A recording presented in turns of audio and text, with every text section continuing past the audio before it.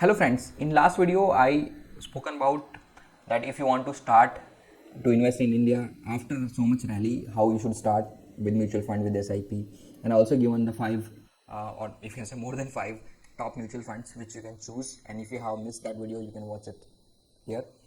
In this video I'm going to give you very simple approach to shortlist and select mutual fund in less than 5 minutes on just 3 parameters, and that most of cases it will work wonder for you, because see, simply I believe in simplicity in investment as in life, because if you complicate things generally it become complicated. So let's begin.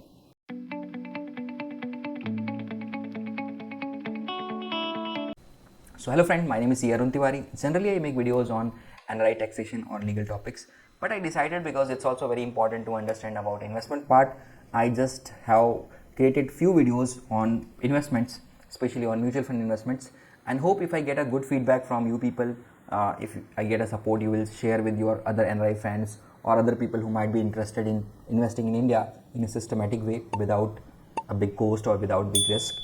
Then I think I will continue with more videos. So these 3-4 videos are just kind of testing and just seeing that whether you like it or not.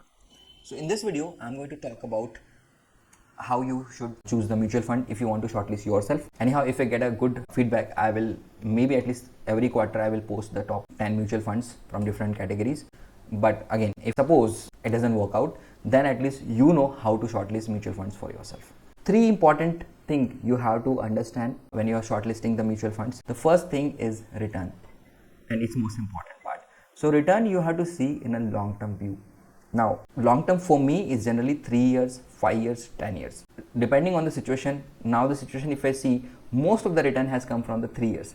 So I have to see at least for 3-year framework, if a fund is stable and he is consistent in return and ranking on top, then definitely this will be my first filter. Second filter is going to be risk. How much risk that mutual fund is taking to generate that return. I just don't go on return and say, okay, this is the top return generating mutual fund, let's put money in that. We have to see what kind of stocks they are selecting. I have seen in current scenario, most of mutual funds have focused more on small case because they have generated a lot of return. But understand, small case are very notorious, and there is high chances in case of any correction, these are the first, you can say, segment which is going to bite back your returns like anything, right? So whatever you make in 5 years, they can sink in 1 year. So always be very worried if there is a lot of exposure in small cap, right? Always have a consistent, more leaning towards large cap and mid cap.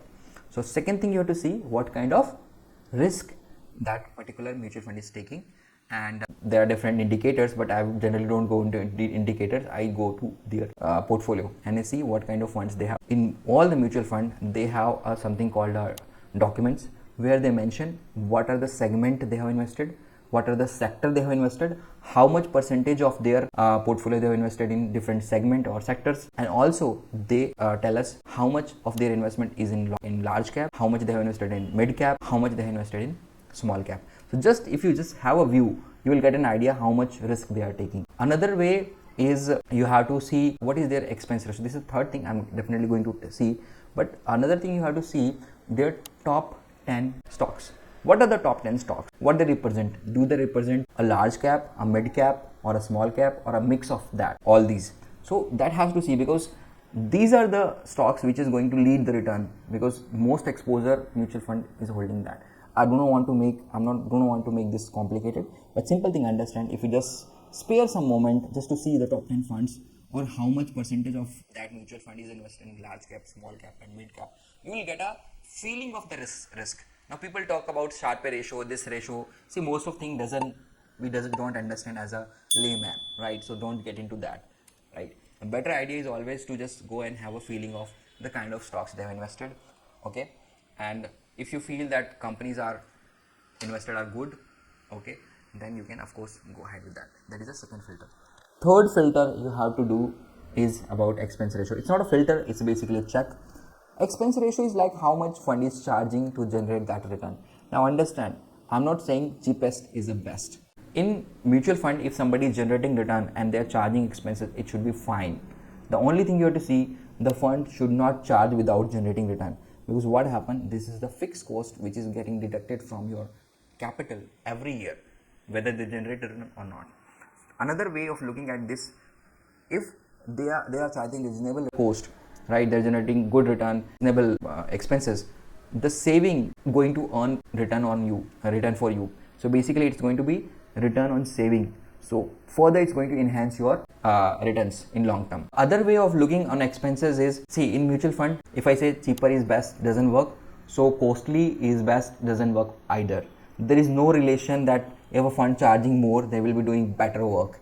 Basically it's basically a bad impression, but as I telling you that you should not judge things only on a basis of cost.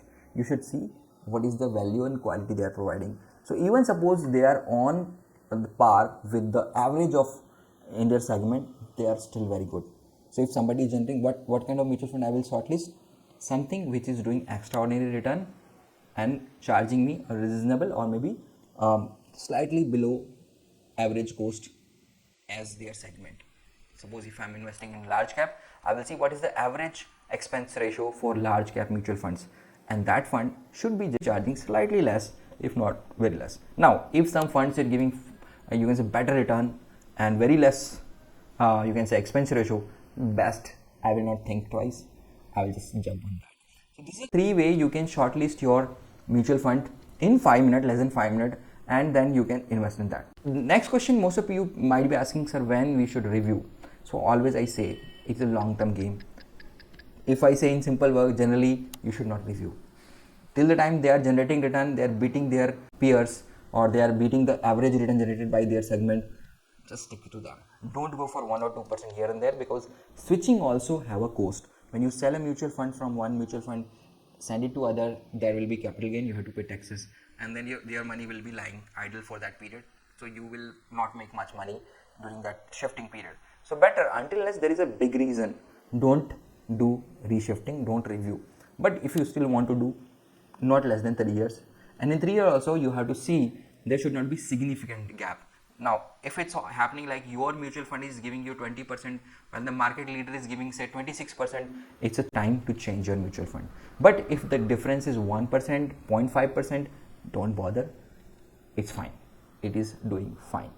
So hope friends, it is a short video where I just want to give you a thumb rule or maybe a simplest way to choose a mutual fund for yourself, and this way you can simply do, and hope this simple approach you like. And if you like, subscribe and share this video with your other NRI friends who might be looking a safest or maybe a best way to enter the stock market at this time.